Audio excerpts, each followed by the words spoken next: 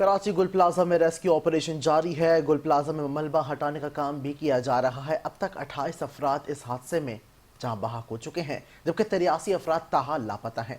इसी हवाले से मज़ीद तफसीलात जानते हैं कराची से अपने नुमाइंदे मंजर रिजवी से। जी मंजर, मज़ीद तफसीलात बताइएगा। जी बिल्कुल, इस वक्त हम गुल प्लाजा की बैक साइड पे मौजूद हैं। इस वक्त भी रेस्क्यू का अमल जारी है। यहाँ पे जो है जो दुकानें, जो इमारत जो है ढह गई थी, उसका मलबा उठाने का काम जो है वो जारी है। इस अफसोसनाक हादसे में अब तक 28 अफराद की जो है वो डेड बॉडीज़ मिल चुकी हैं, जबकि 83 के करीब लापता हैं जो, और 20 के करीब जो है इसमें अफराद ज़ख्मी हुए थे, जिनको तिब्बी इमदाद जो है वो फराहम की जा रही है।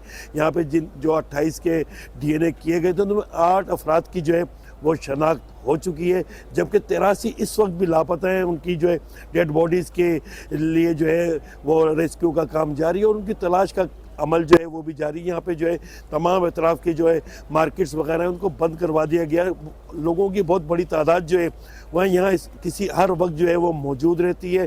यहाँ पे इतलाफ में जो है वो उन सेफ्टी के इंतजाम जो हैं वो भी किए गए हैं, जबकि डिप्टी कमिश्नर और दूसरे लोग जो हैं इंतज़ामिया के, वो यहाँ पे मौजूद है। रेस्क्यू के अमल का जो है वो जायज़ा ले रहे हैं। फायर ब्रिगेड का अमला और दूसरे इदारे यहाँ पे अपने काम में मसरूफ़ हैं। जी।